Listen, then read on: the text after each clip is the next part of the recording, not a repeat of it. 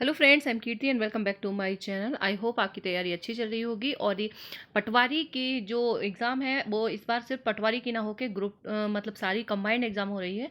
तो ये ग्रुप 2 सब ग्रुप 4 इसके जो हिंदी के पिछले सालों के जो पेपर हैं वो क्वेश्चन है जो कि आप लोगों के लिए बहुत इंपॉर्टेंट है और यही लेवल आपका आएगा।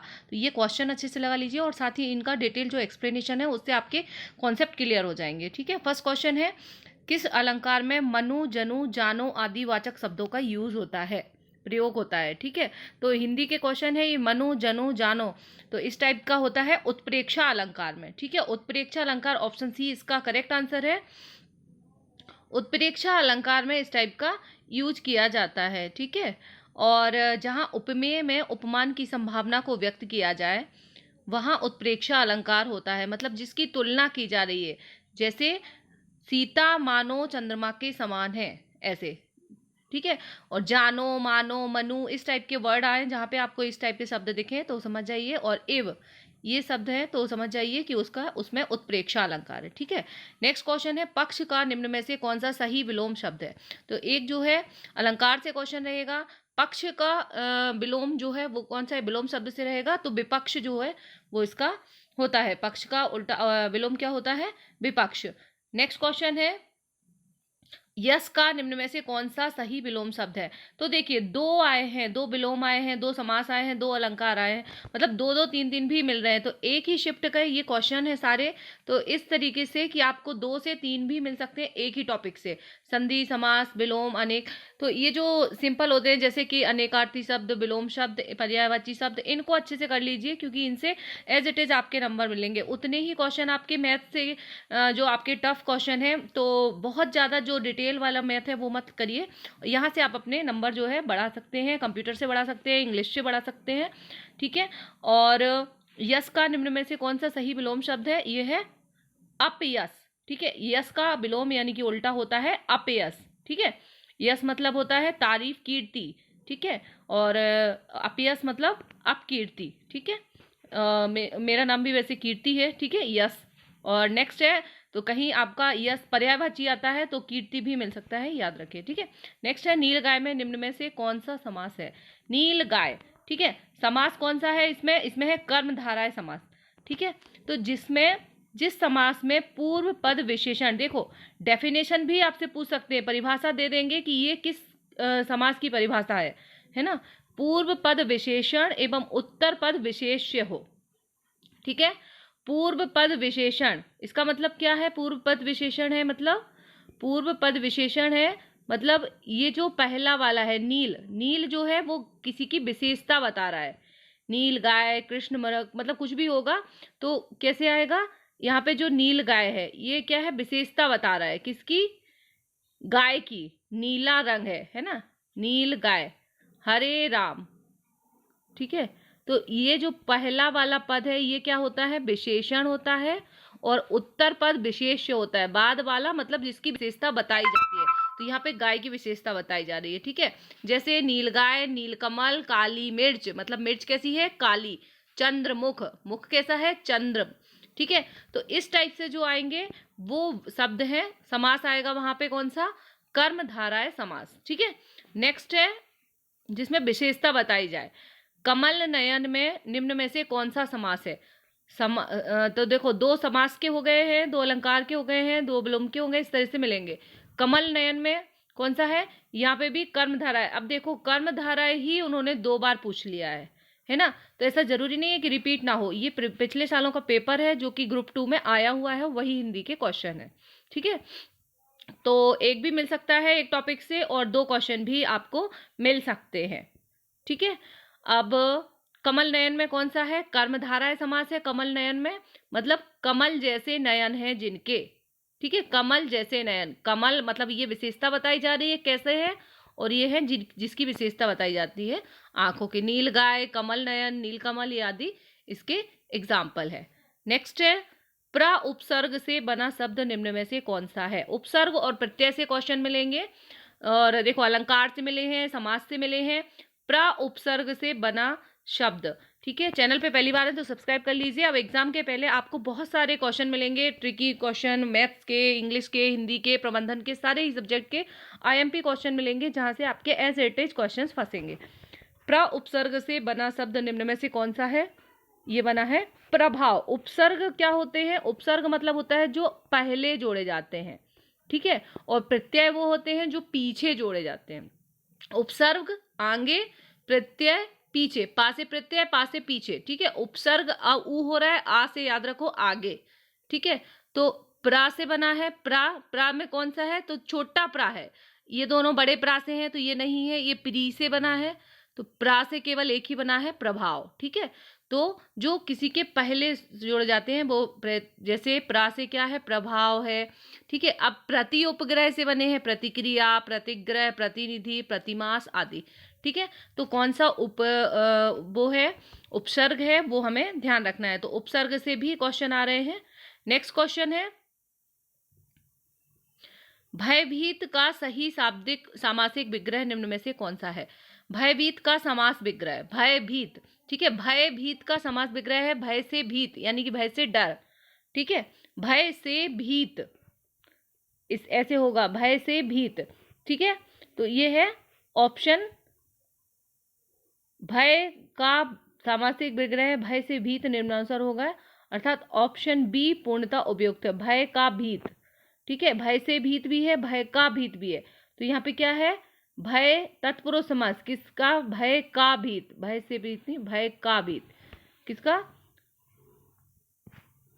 भय का भीत। नेक्स्ट है, अभी उपसर्ग से बना शब्द निम्न में से कौन सा है? अभी उपसर्ग से, अभी मतलब देखो उपसर्ग के भी 2 क्वेश्चन आए हैं और ये एक ही शिफ्ट में आए हुए क्वेश्चन है। अभी उपसर्ग से बना हुआ है अभियान, देखो अभी और कहीं पे भी नहीं मिल रहा है। ये वाला जो है इसमें आ भी दिख रहा है, आ भी, पर यहाँ पे पूछा है बड़ा आ दिया हुआ है, यहाँ पे है अभी, छोटा अभी, ये हमें ध्यान रखना है ना। तो ये है अभियान जो है वो इससे जो बना हुआ है। बिल्कुल सिंपल होते हैं उपसर्ग और प्रत्यय के, प्रत्यय पीछे जुड़ा रहेगा, उपसर्ग आगे जुड़ा रहेगा, ठीक है। नूतन का शब्द निम्न में से कौन सा सही विलोम शब्द है? नूतन का विलोम है पुरातन। नूतन मतलब होता है नया या नवीन, ठीक है। तो नूतन का है पुरातन, ठीक है, विपरीत है न। और सु उपसर्ग से निम्न में से कौन सा शब्द बना है? सु उपसर्ग से कौन सा बना है? छोटा सु से सुबोध, सुबोध, सुबोध बना है, इसमें और कोई भी नहीं है। ये बड़ा सु है, सो है, और ये श्वा है, ठीक है। तो सु से कौन सा बना है? सुबोध बना है, ठीक है। नेक्स्ट है ऑप्शन डी इसका करेक्ट आंसर है। नेक्स्ट क्वेश्चन है, काव्य में जब शब्द विशेष के कारण चमत्कार उत्पन्न होता है तो उसे क्या कहते हैं? काव्य में जब शब्द विशेष के कारण चमत्कार होता है, ठीक है, तो उसे कौन सा अलंकार कहते हैं? उसे कहते हैं शब्द अलंकार। अर्थ के कारण हो तो अर्थ अलंकार, शब्द के कारण हो तो शब्द अलंकार, ठीक है। तो इस तरह से अलंकार, काव्य की शोभा बढ़ाने वाले तत्वों को अलंकार कहते हैं। इसकी डेफिनेशन से भी आएगी, ठीक है। काव्य अलंकार क्या है? जैसे अनुप्रास, यमक, श्लेष, ये है। तो काव्य की शोभा मतलब जो काव्य है, कविता, उसकी शोभा बढ़ाने वाले अलंकार कहते हैं, ठीक है। अलंकार के कितने भेद होते हैं? 4 भेद, ये भी याद रखिए, शब्द, अर्थ, उभय और पाश्चात्य। शब्द अलंकार, अर्थ अलंकार, उभय अलंकार और पाश्चात्य अलंकार। काव्य के शब्दगत चमत्कार को शब्द अलंकार कहते हैं, ठीक है। तो ये आंसर ऑप्शन बी इसका सही है। और अर्थ में जो है देखो यहाँ पे शब्द दिया हुआ है, शब्द विशेष के कारण चमत्कार उत्पन्न हो रहा है, मतलब शब्द अलंकार। और यहीं पे अगर अर्थ विशेष हो तो अर्थ, और दोनों से हो तो उभय, ठीक है। नेक्स्ट है, गंगोतरी का शुद्ध रूप निम्न में से कौन सा है? गंगोतरी, तो गंगोतरी नहीं होता, ये गलत है, अशुद्ध लिखा है। हिंदी की शुद्ध और अशुद्ध से भी क्वेश्चन है। तो गंगोतरी कहाँ पे है? गंगोतरी, ठीक है, ये वाला ऑप्शन सही है, गंगोतरी, ठीक है। तरी बड़ा री है ना, इसमें छोटी री है, इसलिए ये वाला नहीं है, ठीक है। और गंग, इसमें मात्रा नहीं है, तो गा में अंग की मात्रा भी है, उत्तरी भी। और ये जो है इसमें यहाँ पे आधा ता छूट गया था, बस अपन को ये करना है, गंगोत्तरी, ठीक है। नेक्स्ट है, ढकोसला का शुद्ध रूप निम्न में से कौन सा है? शुद्ध और अशुद्ध से भी दो क्वेश्चन है। देखो 3 क्वेश्चन मिले हैं। ढकोसला का जो बोलते हैं ना, बहुत ढकोसले दिखा रहे हो, तो वो ढकोसला नहीं होता है, क्या होता है? ढकोसला। ढकोसला ऑप्शन ए इसका करेक्ट आंसर है, ढकोसला होता है। ठीक है। और चतुरंगी का शुद्ध रूप निम्न में से कौन सा है? चतुरंगी। चतुरंगी नहीं होता है, क्या होता है? चतुरंगिनी होता है। चतुरंगिणी कौन सा है? ऑप्शन रंगिणी, ऑप्शन ए इसका करेक्ट आंसर है। अब देखो, रंगणी ये भी है, रंगणी ये भी है, लेकिन हमें क्या देखना है? इसमें ई की मात्रा नहीं है ना? इसमें ई की मात्रा आ रही है, तो चतुरंगिनी है, गणी नहीं है ना? गी और फिर नी, चतुरंगिनी, ये ऑप्शन सही है। ठीक है। देखने में एक जैसे लगते हैं, पर हमें बिल्कुल ध्यान से देखना है कि कैसा है। इसी तरह से स्पेलिंग वाला इंग्लिश में भी आता है। नेक्स्ट है, मतैक्य के लिए सही संधि विच्छेद को चुने। मतैक्य ये कौन सी संधि है? देखो, स्वर संधि है, लेकिन स्वर संधि का कौन सा भेद है, यहाँ से भी क्वेश्चन आते हैं। स्वर संधि बहुत इंपॉर्टेंट है, तो कल आपको वीडियो मिलेगा जिसमें स्वर संधि एक बार में आप पहचान जाएंगे कि वृद्धि है, कि अयादि है, कि गुण है, कि कौन सी है। ठीक है। स्वर जो है मतैक्य, इसमें मत धन ऐक्य, मत धन ऐक्य एक जैसे है ये सब। ठीक है। ये 2 ऑप्शन एक जैसे हो गया, यहाँ पे नहीं है, तो इसमें तो एक जैसा ही टाइपिंग मिस्टेक है थोड़ी सी। मत धन यहाँ पे आयक था और यहाँ पे एक है, तो ऑप्शन बी जो है वो इसका करेक्ट है, मत धन ऐक्य। ठीक है। मत ऐक्य है ना? तो यहाँ पे कौन सी संधि है? यहाँ पे वृद्धि संधि है। वृद्धि संधि क्या है? आ या के आगे ए और ए हो जाते हैं, तो वो मतैक्य होता है। ठीक है। तो यहाँ पे आ है ता, और आ के आगे ए हो गए, ए आता है तो अय बन जाता है। ठीक है। मत धन ऐक्य। ठीक है। और तो ये इससे बना है, और इसमें फिर जब बनेगा तो 2 मात्राएं आ जाएंगी, जुड़ेगा तो ये बाद में मतैक्य हो जाएगा, 2 मात्रा होके, तो ये होती है वृद्धि संधि। ठीक है। आ और ए के बाद जो है ए या ए आता है, तो दोनों ए और आय हो जाता है। ठीक है। तो इसमें आय 2 की मात्रा आएगी। ठीक है। मतैक्य, सदैव, औषधि, महौषधि, औषधि में है ना, तो ये ऐसे होते हैं। और कल इसका हम एक शॉर्ट वीडियो मिलेगा जिसमें आपको संधि पहचानना सिखाएंगे कि संधि को पहचानते कैसे हैं, क्योंकि संधि से भी क्वेश्चन आता है और ये कंफ्यूज करता है। नेक्स्ट क्वेश्चन है, परम औदार्य के लिए सही संधि चुने। परम औदार्य, ठीक है, ये भी वृद्धि संधि है, तो वृद्धि संधि बहुत इंपॉर्टेंट होती है। स्वर संधि का भेद है, वैसे तो संधि 3 टाइप की होती है, स्वर, व्यंजन और विसर्ग। ठीक है, लेकिन ये स्वर संधि जो है इनके भेद से क्वेश्चन आते हैं। तो देखो यहीं पे एक ही पेपर में, एक ही शिफ्ट में 2 क्वेश्चन आ गए हैं, तो या तो आपसे नाम पूछ लेंगे या फिर उसका संधि विच्छेद करना पूछेंगे। परमोदार्य का संधि विच्छेद कौन सा है? परम और औदार्य, औदार्य। ठीक है, तो इसमें 2 मात्राएं लग गई हैं, परम औदार्य। ऑप्शन ए इसका करेक्ट आंसर है। नेक्स्ट है, सिर के लिए सही पर्यायवाची। सिर के पर्यायवाची कौन कौन से हैं? शीश, शीर्ष और मौली। ठीक है, शीर्ष, ऑप्शन सी इसका सही होगा। शीर्ष को सिर बोलते हैं, शीर्ष को भी बोलते हैं और मौली को भी बोलते हैं। ठीक है, और नेक्स्ट है, वीडियो तो काफ़ी बड़ा हो रहा है। ठीक है, इस वीडियो की जो पीडीएफ है वो मैं अपने टेलीग्राम ग्रुप में शेयर कर दूंगी, आप लोग टेलीग्राम ग्रुप ज्वाइन कर लीजिए। वहाँ पे अब काफ़ी मटेरियल डाला जाएगा। लास्ट टाइम एग्जाम के बचे हैं, तो लास्ट टाइम पे अच्छे अच्छे इंपॉर्टेंट क्वेश्चन हर सब्जेक्ट के डाले जाएंगे। टेलीग्राम ग्रुप ज्वाइन कर लीजिए। ठीक है, नेक्स्ट है, सखी के लिए सही शब्द, पर्यायवाची शब्द। सखी के लिए पर्यायवाची कौन कौन से होता है? सखी मतलब होती है कौन कौन सी? सहचरी, आली और सहेली। ठीक है, सहचर, आली और सहेली। नेक्स्ट है, देवर्षि के लिए सही संधि विच्छेद करें। देवर्षि का सही संधि विच्छेद, देव और ऋषि, देव प्लस ऋषि मिला के देवर्षि, ये जो मात्रा है ये री ऋषि से बन जाती है। ठीक है, देवर्षि, ये गुण संधि होती है। ठीक है, और नेक्स्ट है, जिसे जाना ना जा सके, इसके लिए एक शब्द निम्न में से कौन सा है? तो कौन है जिसे जाना ना जा सके? अज्ञेय। ठीक है, जाना ना जा सके, अज्ञेय होता है। ज्ञेय मतलब जिसे जाना जा सके। ईंट का जवाब पत्थर से देना, इस मुहावरे का अर्थ क्या है? ईंट का जवाब पत्थर से देना, बराबरी का प्रहार करना। ठीक है, बराबरी का प्रहार करना।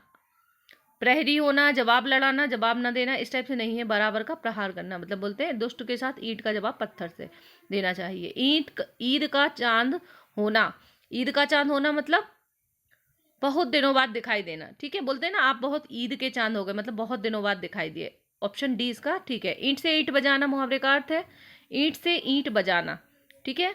तो क्या है ईंट से ईंट बजाना, मतलब नष्ट भ्रष्ट कर देना, मतलब किसी चीज को नष्ट कर देना, ईंट से ईंट बजाना, है ना। नेक्स्ट है क्षमा ना करने योग्य, जो क्षमा करने योग्य ना हो उस व्यक्ति को क्या बोलते हैं। अनेक शब्दों का एक शब्द है ये, अक्षम्य, मतलब जिसे क्षमा ना किया जा सके, ठीक है। ये क्वेश्चन हो गए हैं। और इसके अलावा कुछ और पूरे 25 क्वेश्चन हैं जो कि आए थे, और ये यस का अपयस तो हमने कर ही लिया है, ठीक है।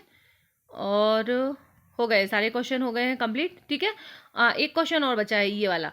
राम को रूप निहारती जानकी, कंकन के नग की परछाई, याते सबे शुद्धि भूल गई, कर टेक रही पर टारत नाही। इसमें कौन सा रस है। तो ऐसे कोई भी लाइन दे देंगे आपको, उसका रस पहचानना होगा। तो सारे ही रस और उनके जो स्थायी भाव होते हैं वो याद रखना है, वो भी पूछ सकते हैं। और रस से जो है डेफिनेशन दे देंगे। तो यहाँ पे क्या है देखो, राम को रूप निहारत जानकी, ठीक है। कंकन के नग की परछाई, याते सभी शुद्ध भूल गई, कर टेक रही पर टारत नाही।